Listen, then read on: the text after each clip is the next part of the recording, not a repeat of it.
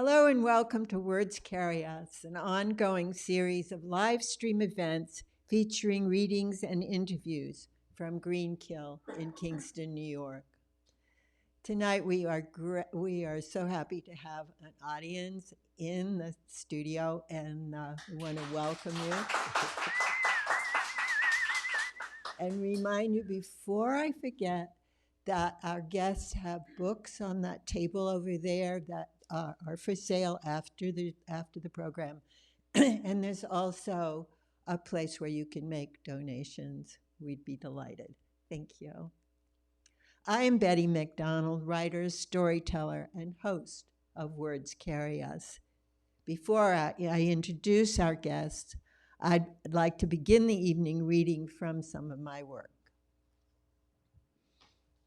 A memory like a cell phone. Like a misty movie, a memory appears and fades. I reach for the last shreds of it, a word, an image. Last night when my cell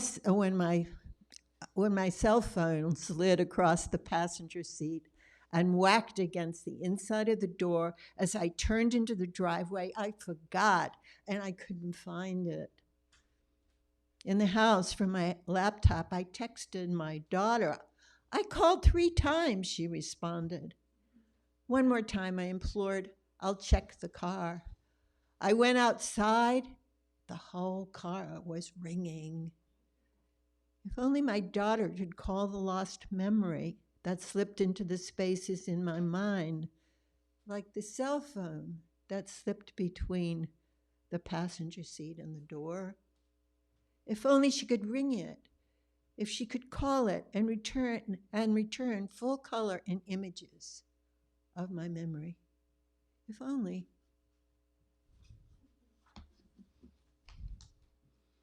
This is a fragment from a longer piece about the town of my second childhood.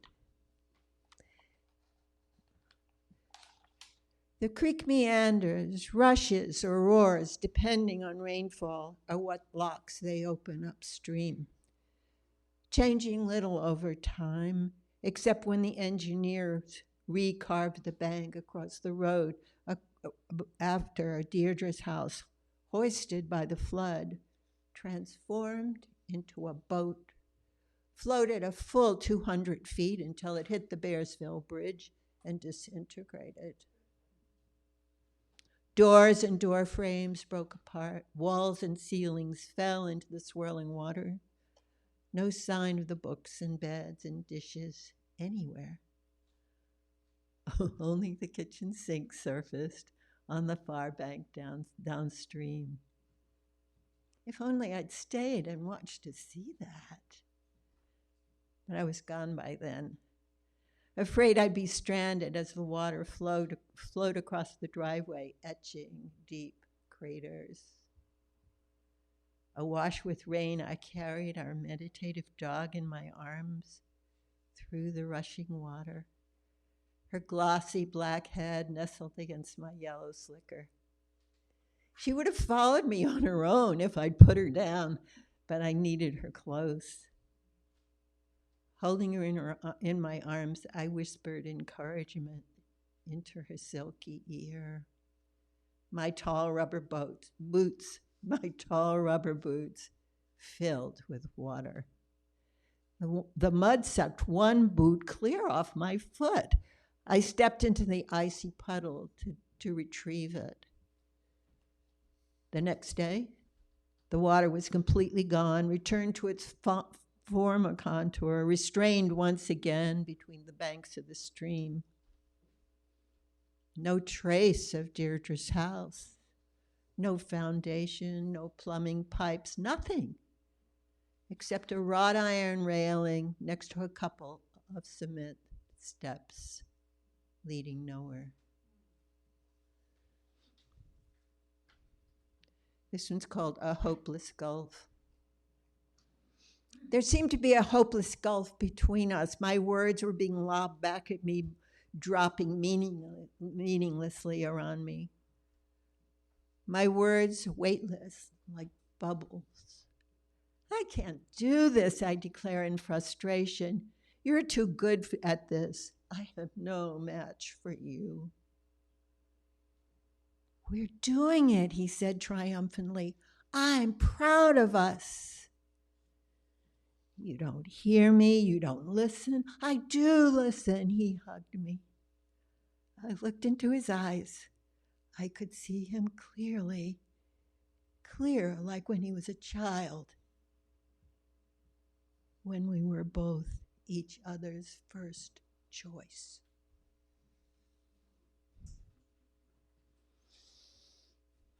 This is called the scene, seen, and unseen. The attack began abruptly. No one anticipated it. Even the attacker didn't know in advance. Over the pods of conversation, her voice caught fire. She ended her diatribe screaming, "Fuck you!" She stormed out, a relief for everyone who had heard her. After her exit, the attack still hung in the air like mist, thicker than mist, but invisible.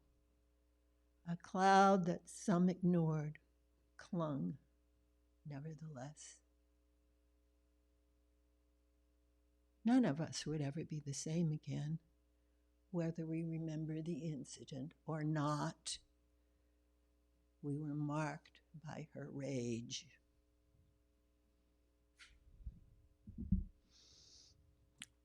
And the last thing I'm going to read is, Mom, you already told me that. Mom, you already told me that. My friend Jean quoted her frustrated offspring. Commiserating, I secretly count my lucky stars. Gratefully, I live alone, which saves me from having someone remind me how often I repeat myself. Or remembering, or reminding me I'm losing it and forgetting things, or offering help when I don't need help, or think I don't need help. My kids are grown, dealing with frustrations of their own. Most of my friends are more or less contemporaries, and they don't mind if I tell them something more than once. They've probably forgotten anyway and are happy to hear it again.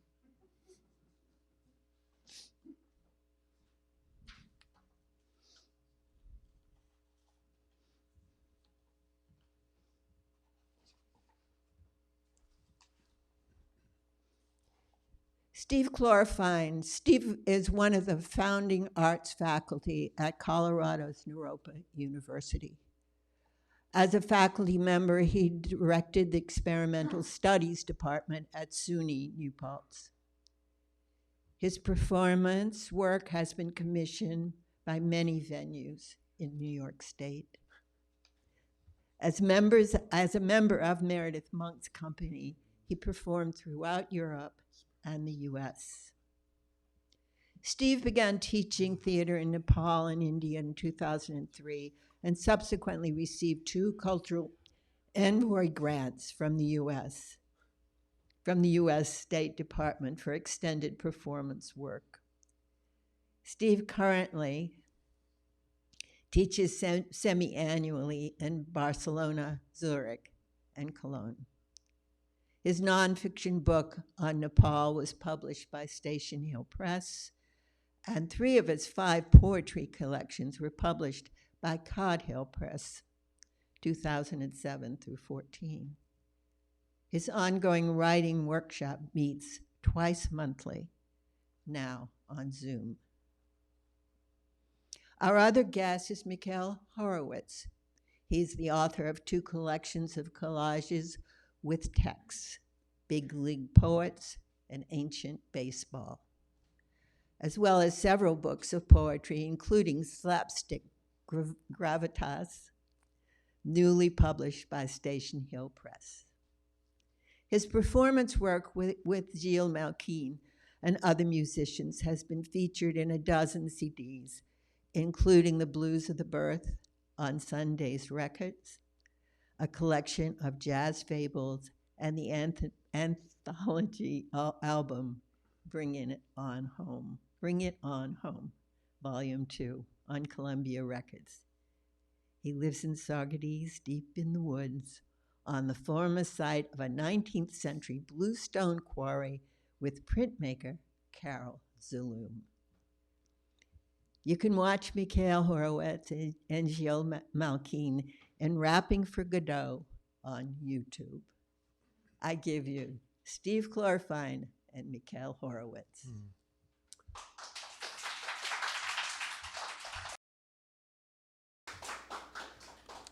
Thank you, Betty. We're going to start together with a Gertrude Stein piece. We've, over the years, collaborated a bunch of times in various venues around Ulster County, and often used Stein's pieces as well as a whole range of poets and writers that we've together admired and have influenced us. Susie Asado.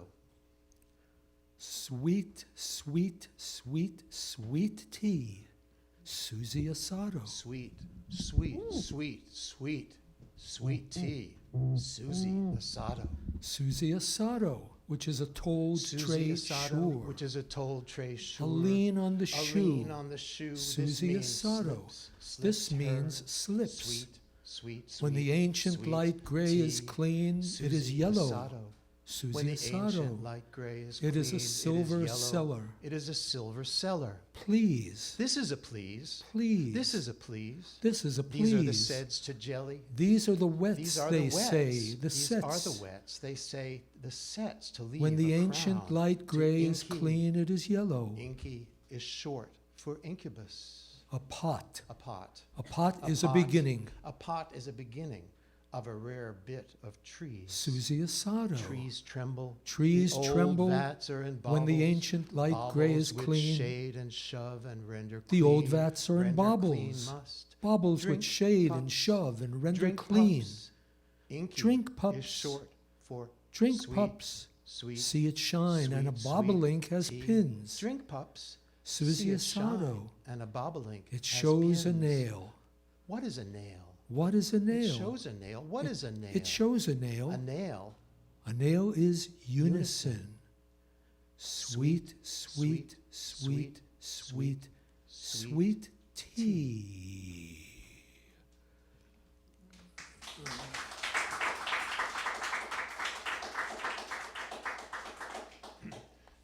We're going to do back-to-back short sets, starting with Mick.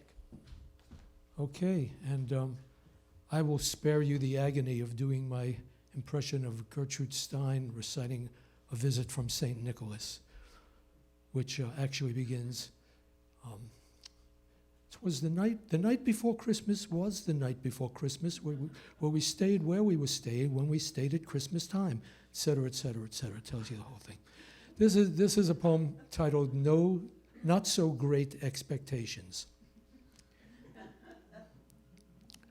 I wanted to be the Babe Ruth of taxidermy, but I wound up as the Derek Jeter of female impersonators. In a previous life, I aspired to be the Leroy Neiman of Paleolithic painters, but I was barely able to sustain myself as the Joe Cocker of medieval troubadours. Failure has been my bread and butter, not to mention my kale and quinoa. As a small boy, I was a small boy, nothing more. Today, I still yearn to be the Leon Trotsky of transcendental meditation, but I'll be lucky to become the Lord Buckley of rabbinical nitpicking. Apparently, I lack the necessary follow-through to become the anyone of anything. Still, I can't help thinking, what if? What if? After all, it would be so much nicer to wake up one morning as the Mozart of waste management instead of the Gertrude Stein of phone sex. Okay. Thank you.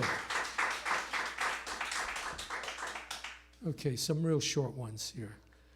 This is FB, and I assume most of you know what that stands for. This is great. We're so much more connected now, sang one fly to another fly in a cornerless corner of the sticky web as the shadow of something nasty and hungry moved ineluctably toward them. State of the Nation, April 24th, 2017.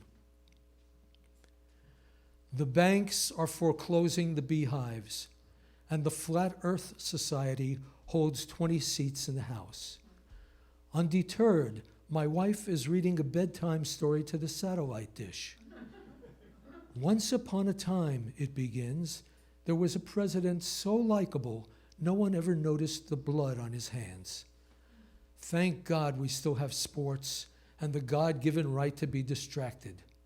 Why, only yesterday, after falling asleep during the trailer for the coup d'etat, I dreamed that the future passed so softly it didn't even wake the dead. Oh.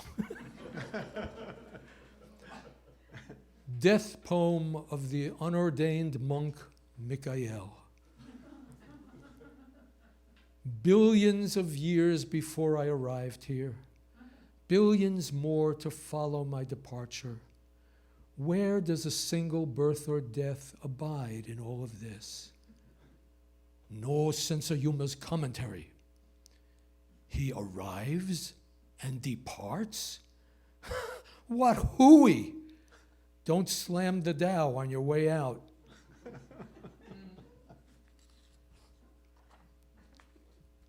Giuseppe Andromeda Joe Ghiacci, who works for God's boss, calls God on the carpet. One measly universe. That's all? My boss ain't going to be happy, kid. Now, he's not an unreasonable being, but Horsehead Nebula, Douglas fir trees, and Paramecium aside, he don't like being disappointed. He don't like being let down. You get my drift? If I was in your shoes, kid, I'd disappear for 2, maybe 3 trillion light years. You know what I mean? You know what I'm saying? You know what I'm trying to say. And now back to Steve Clorfeine. So this goes in and out of a series of reveries, really. Help is on its way. A simple life watching baseball on TV, smoking cigarettes among kangaroo rats in the desert. An unexpected email from a young friend who writes, I'm a teenage existentialist, and weeps on the page about America destroying its youth. Myself, a convict, padding around the morning, starting from scratch. Okay, lose everything, so what? Only days later, I set out with her silver-handled suitcase, one side painted with a silver snake. Geez, she writes on the postcard, geez, are you another stealth bomber going up in smoke? This one's, Mick asked me to read this. It's an excuse. Theater. I direct a play in my dream. The staging comes precise and full-blown. But to get the actor's attention, I have to yell as loud as possible. Disturbed by the sound of my yelling, I wake feeling passion and disappointment. Between these two feelings, I choose disappointment. This is again a reverie. It's in 2 parts. It's called Down in the Valley. He plays Pinochle on Wednesdays and Fridays, 1 p.m. at the Valley Vista Adult Home and Senior Daycare. In bad games, he's not sure he remembers what the protocol is for dealing the cards. In good games, he's winning big, and his cousin Louis, whom he's secretly hated for decades, is taking a beating. Good for you, Louis, you bastard. Low hills, hard scrabble and dust. They're branding cattle in the pen, and the long, deep lowing and sizzle of fried hair penetrates their afternoon in the farmhouse. He recalls their lives, the rough work, a square dance in town, Sunday church, a wedding, occasional release. Who would have guessed a guy like him would fall in line, and for love of what? She's over 60, and there's no action between them. Hasn't been for years. Well, he's not one to stir things up, so he keeps it to himself. His needs, the fantasies that rotate like winter and spring crops. He stays unannounced to himself or to her. They laugh sometimes, look out the window at the dogs, what they're doing now. There's the weekly newspaper, a phone call from her brother or his niece in the city. That picks things up for a few hours, and they recall bits and pieces of it weeks or months later, especially in winter, when work is slow and dark early. Who will look after her when the children are gone? Her black velvet cape, the tall chair pushed against the counter, olive pits in a gray ceramic dish, unfinished solitaire game. Cupboards, freezer as they were. She remembers the robin mother on her nest outside the back door under the shed roof. And mind yourself going out there, she's been told. Please God, her mother would say at some point, please God, no more dreams, no more, not of dead ones, please. Even so tender, their old voices, their wrinkled smiles. Outside the kitchen window, school kids on Wall Street this morning, small backpacks over hooded jackets, benevolent teachers and nuns. O Mary, Mother of God, they sing, the statue of the Virgin under morning shadows, in gloriam, in spring, red tulips falling on churchyard stones. And this is the last, the last piece in this set. It's called Advertising This Small Paradise. Electric blue gulls soar low across the narrow beach, dive into shallows to grab leftover hibiscus garlands washed in by afternoon tides. Sailing the inland waterways with precision strokes, identical teams of women paddle pink canoes, silently dipping and stroking the water's surface, their long white braids dancing down their backs. On their laps, piles of minnows swim in pools of water formed by folds in the women's coarse appliqued skirts. The women ululate joyously. Overlapping waves of sound cause the minnows to leap exact arcs, one at a time, into the women's open mouths. And then the women sing. There is no other satisfaction than to swim as a minnow inside a woman's mouth. There is no better satisfaction than to swim as a minnow inside the mouth of a woman.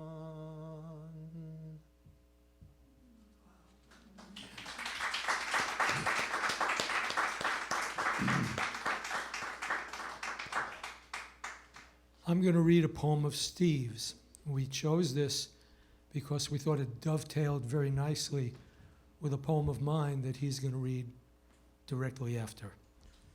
It's untitled, but it goes like this. Skip the heat, stay on your feet, don't fly, don't even try, but stay on my side. Divide the scene, no go-between, dig in till your eyes thrive and be cool, stand close by. Say, hey kid, so beautiful you wake me, shake me up. You do your thing, swing and don't deny, supply the jive and it's no lie. Fix your ear to hear, we're on the go, so come on up, be with it. Stolen kisses, no misses, we're here, flipped with cheer and chip upper lipper. No low down fear, we're here. So round my corner, bird on the fly. Be groovy and stay a while. Be sharp and I'll follow. Just holler. And Mick's piece is called Outside Penn Station, and it begins and ends with lines from a couplet. No, it's from a short poem by Ezra Pound. It's a short poem. Okay. The apparition of these faces in the crowd outside Penn Station. Dreads and keds, head rags and shopping bags, chinos and borsalinos, jeans from Gap and a Yankees cap, pizza slices, recording devices, duffel rolls and parasols, braids and shades, cell phones and sugar cones, pinstripes and potato chips, pierced lips taking decaf cappuccino sips, calico yarmulkes and red fezzes, burlap sack and Sierra backpack, dirty turbans and greasy schlemmels, berets and cutaways, yellow bows, day glows and cornrows, t-shirts and slit skirts, veiled face, big tits and sit-sits, woman wearing high heels in a wheelchair, R-crumb asses with tortoiseshell glasses, Brits in bowlers with baby strollers, Dom in black leather with a peacock feather, superflies in Levi's, pashmina shawls and overalls, rude boys in hair snoods, undercover cops in tank tops, jazz fans in Ray-Bans, psychedelic socks and Reeboks. Yesterday's hepcat schlepping a bass, ensconced in a big black case. Electric pedals on a rainbow bow, circa now. Thank you, man.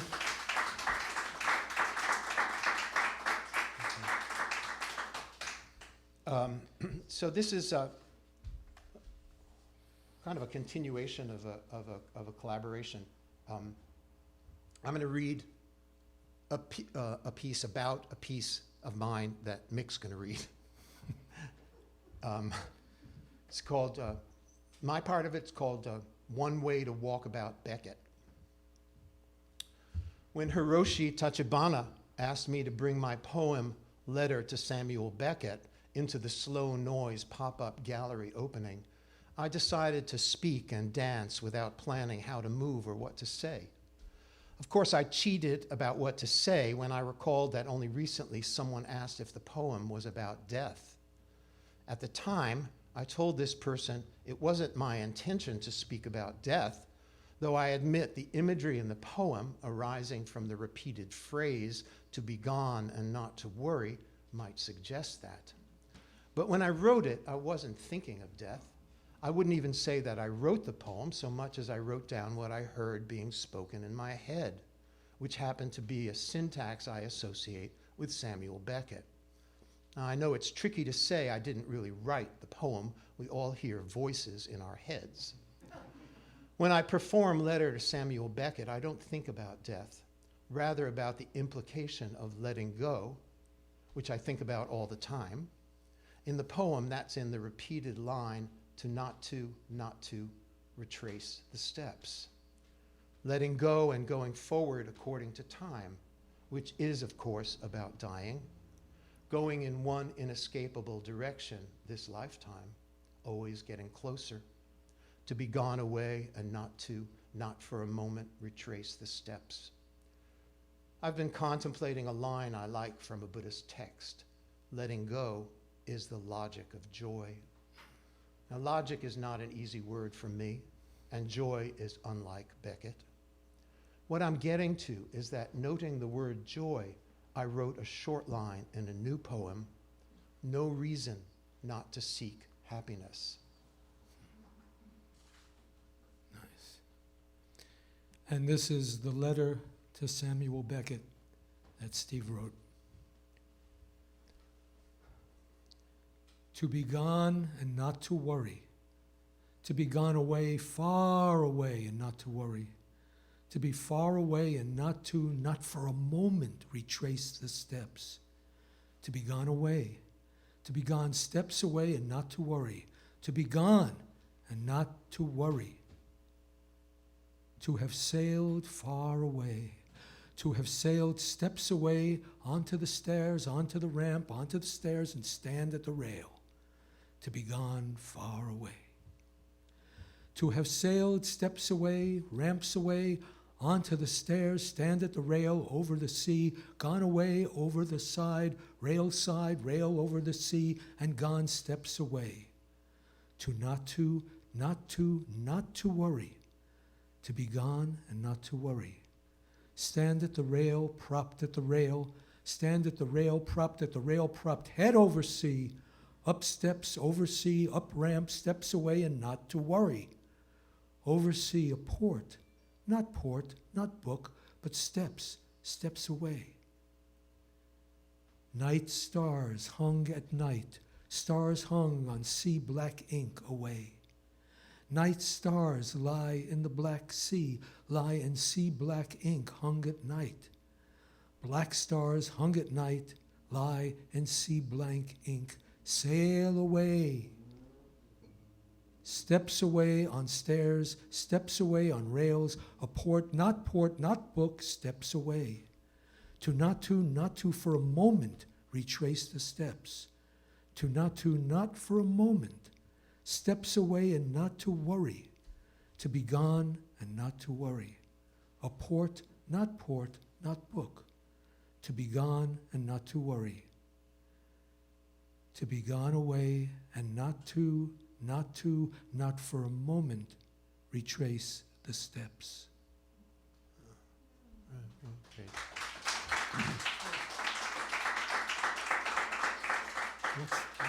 So we're going to take a little side turn here and do a couple of pieces by two of our favorite people. Okay. Starting with Mick. Is this Ozymandias? Yeah. Okay. He's also one of the favorite people, but he's doing a poem by one of the favorite people. No, see, I always like at poetry readings, I always find it helpful if someone reads something by another poet or recites something, just so we know that there's a context for all this stuff. And one of my favorite sonnet in the English language, which I've committed to memory, I'm going to recite for you now. I think it's apropos of what's happening politically here or at this time.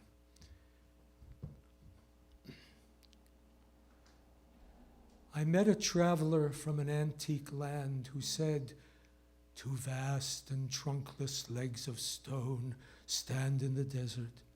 Near them on the sand half sunk, a shattered visage lies, whose frown and wrinkled lip and sneer of cold command tell that its sculptor well those passions read, which yet survive, stamped on these lifeless things, the hand that mocked them and the heart that fed. And on the pedestal these words appear: My name is Ozymandias, King of kings. Look on my works, ye mighty, and despair. Nothing beside remains.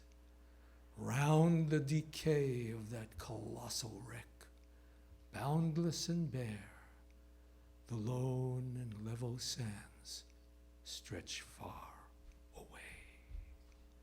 It's Percy Shelley.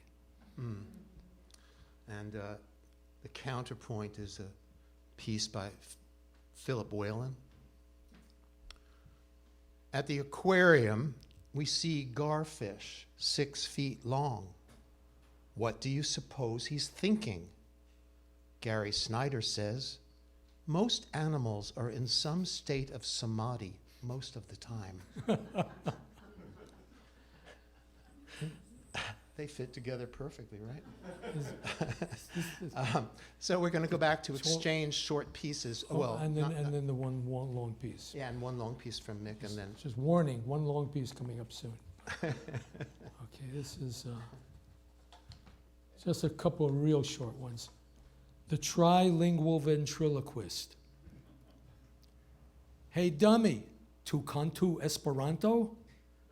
What's it to ya, wise guy?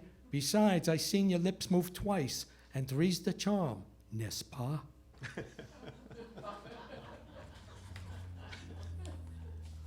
This is a sonnet I wrote for Carol.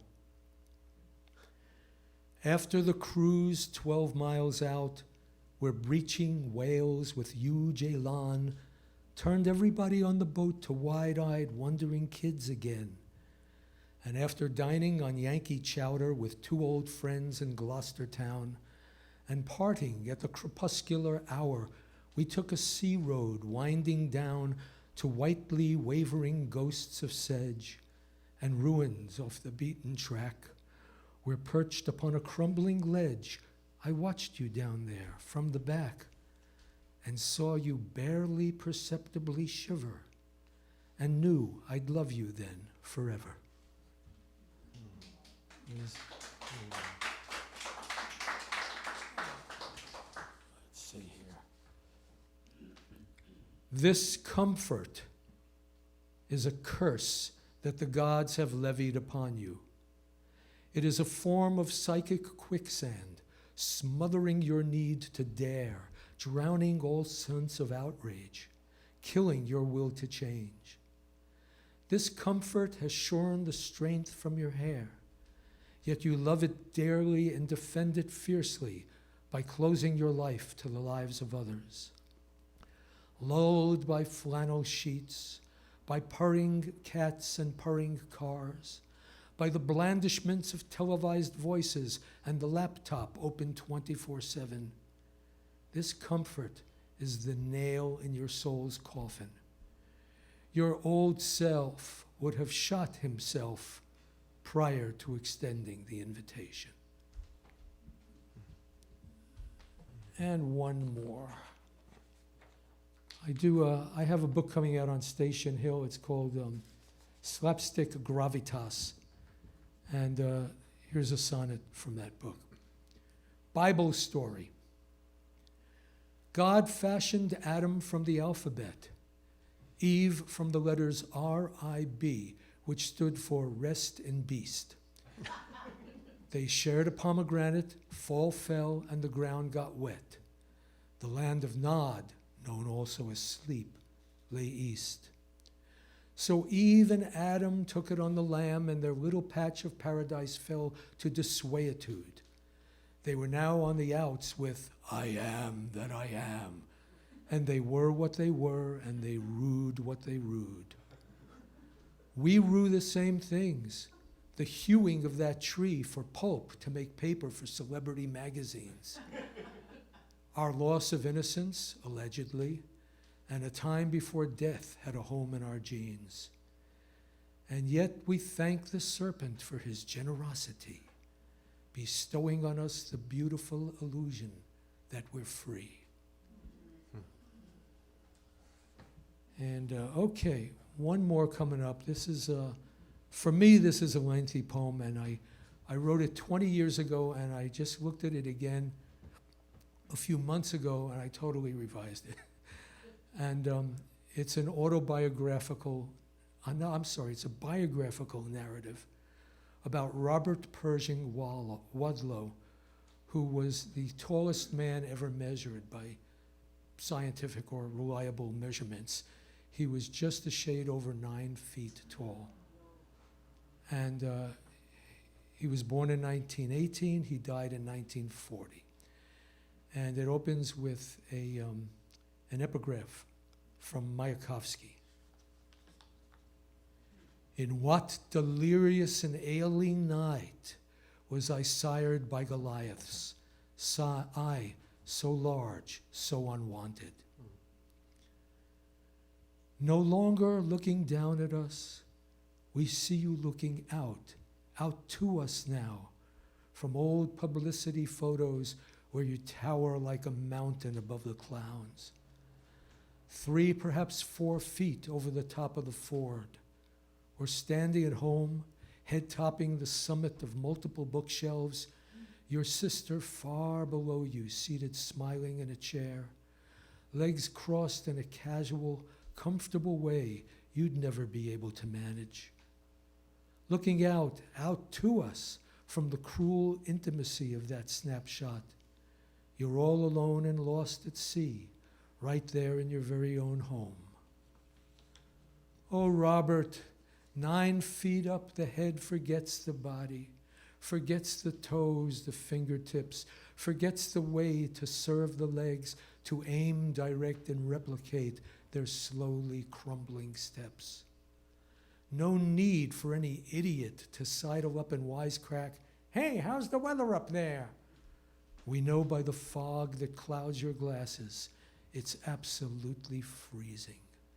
Numb as the feet scraped raw by braces, 3 long yards to reach the brain, a pain that can't be recognized or felt.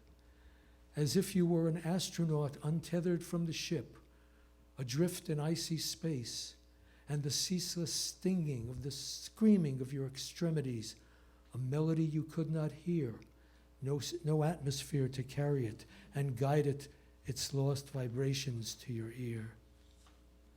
We are told that your abnormal growth began almost immediately.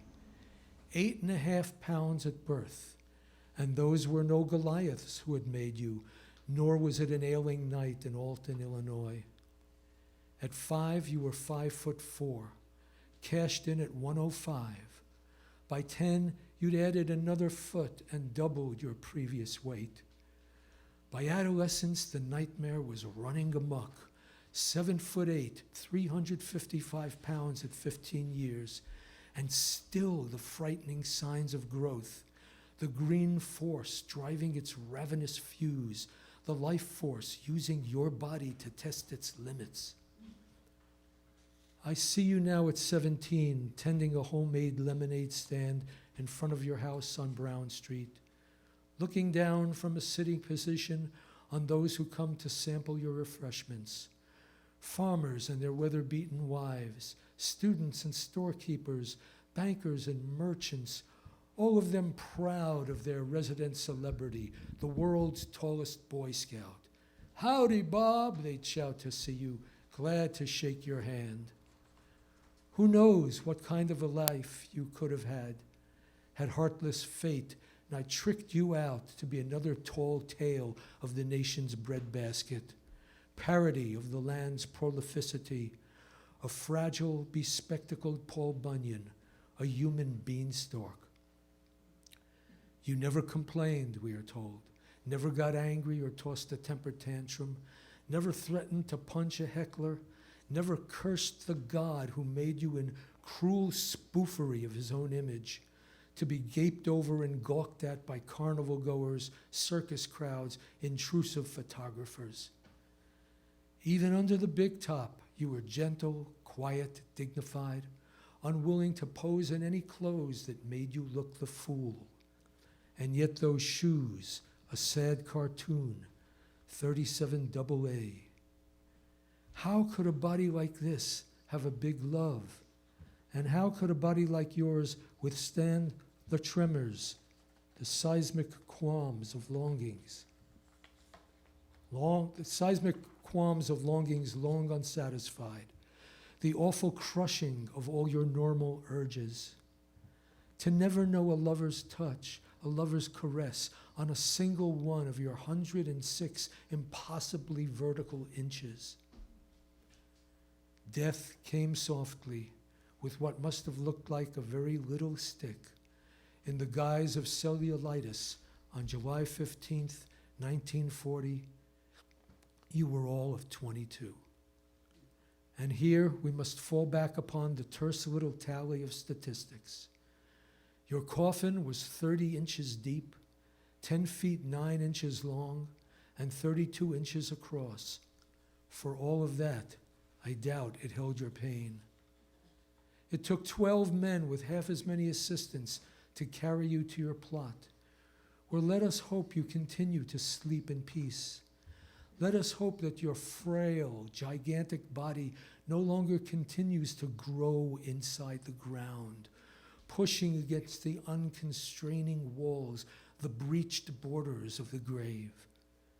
And let us hope you are not to be roused or wakened by Gabriel's trumpet and brought back in the body, horribly resurrected into everlasting hell. But sleep in peace in a place where the gaze of normals can't disturb you, pinning you with amused or pitying stares, uttering under their breaths the word freak. But here's the open secret, Robert. All of us are freaks of nature, flukes of a consciousness misbestowed by who or what we do not know, absurdly large in our self-regard, absurdly small in the ways we fail and fall. And you, who bore the enormity of that which was visited upon you with a dignity almost impossible to fathom, a patience that would put to shame a saint. Let us hope you sleep in peace, or come back as a butterfly.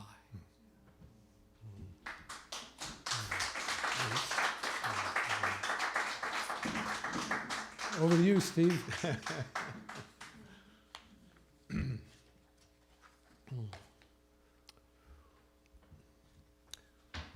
I have my doubts, but who doesn't? One incident after another, like augury, jumpy at the howl of a dog. Some days I don't leave the house, only pick up mail down the driveway, sweep away stacks of maple leaves. I open the screen door, and all at once, a flock of sparrows beat their small wings, tiny mottled brown bodies swell into flight. I've spent quite a bit of the last year and a half up in northwestern Delaware County, and so a lot of the next series of short pieces, and some of them are haiku-like, come from spending time up there. Only trees, only snow, only the dead bird frozen on the porch, where I protect her, measure her, turn her every which way to know her better. She came crashing through a glass pane in the garage door. I was away. There'd been a storm, big snow winds. She lost her bearings. Frozen in a corner of the garage on a mat, no blood, just her and shards of glass everywhere. I place her outside in the snow, half buried, but the next day bring her up to the porch so I can visit her. Before leaving, I carry her to a crevice under a boulder where she lies until the April thaw, when the fox takes her.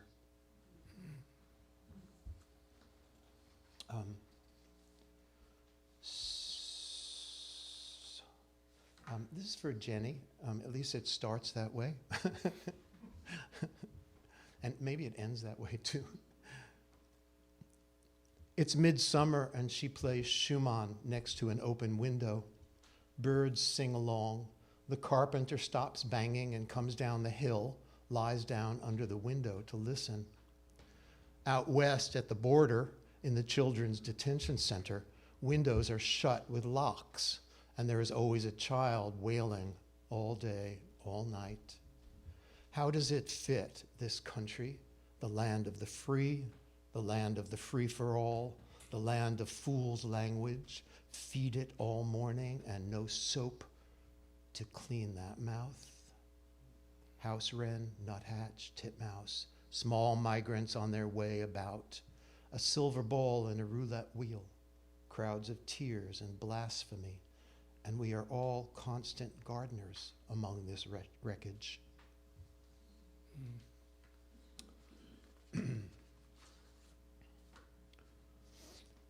Alone at the foot of the driveway, daylilies rise to the morning sun. My morning is not as elegant. I rise in a pattern of sleep and awake, the in-between, the early aches, residue of dream, persons so vivid they accompany me from room to room. Faithfully I meditate, tea by my side, a chair on the back porch facing the shrine of the woods, or inside with water bowls, incense, gurus in frames, all alive at the 3 times gong. Grant your blessing so that my mind may be one with the Dharma. Lush this July, wet and breezy, breath and moisture. Tonight, I'll sleep alone in the summer house. Simple poems, sedate, but at night words fly wild like cumulus cloud, specters in early morning when words refuse captivity. Dead mouse left to be eaten in the firefly night. Next day, crow eats mouse. How did crow miss it yesterday? Step out into mist. Groundhog scrambles under garage. Wild turkey march in order through the woods. I examine a hornet nest to see if it's growing. During meditation, I look down at my bare feet. They don't look like they belong to me. Well, that's the way I feel today. To what do I belong? Prevailing winds.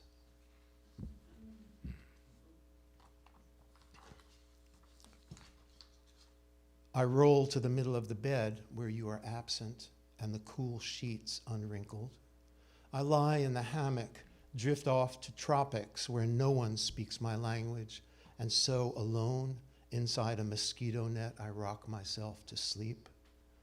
I sit there under wet maples. They drip and lightly splash. Not the breeze, though it comes unbidden, not the flesh which holds its own, breath and touch. These days I have no answer.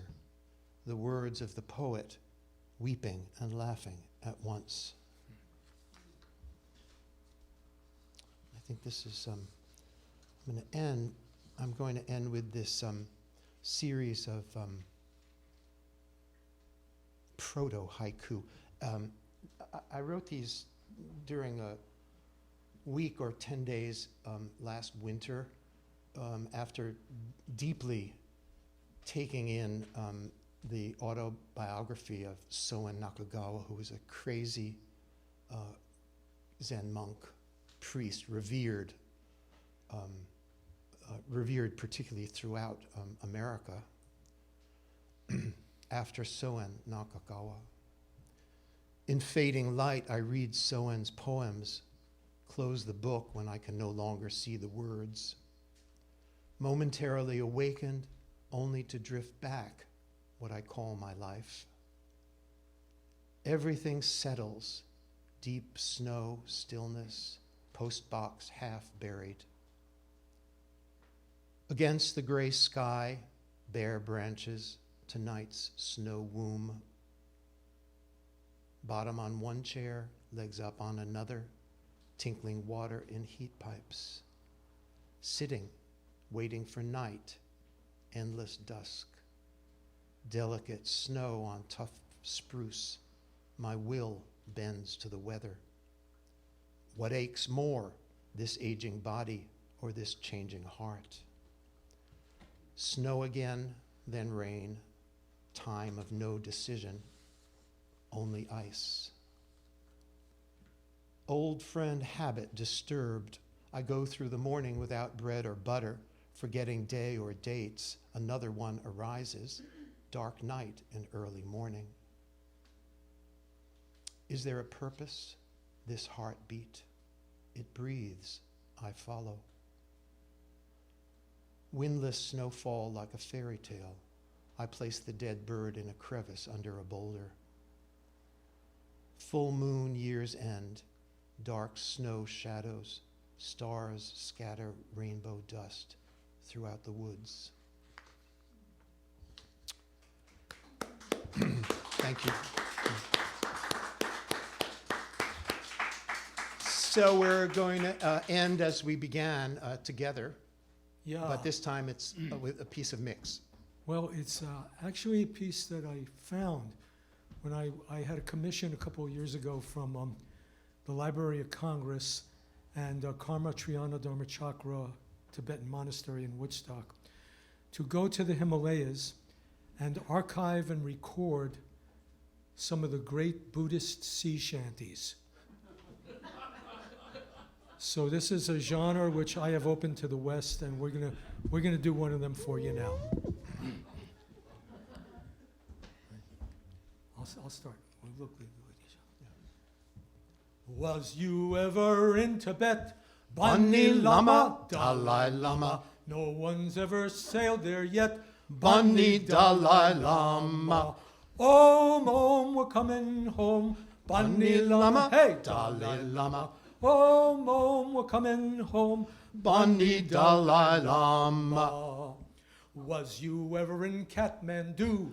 Bunny Lama, Dalai Lama, Davening with a Buddhist Jew. Bunny Dalai Lama, Om, we're coming home. Bunny Lama, hey Dalai Lama, Om, we're coming home. Bunny Dalai Lama, Was you ever on the Bardo Plain? Bunny Lama, Dalai Lama, Begging to not be born again.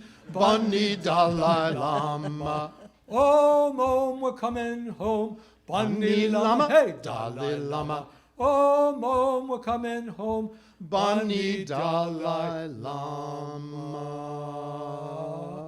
What shall we do with the drunken Zen monk? What shall we do with the drunken Zen monk? What shall we do with the drunken Zen monk? Nothing.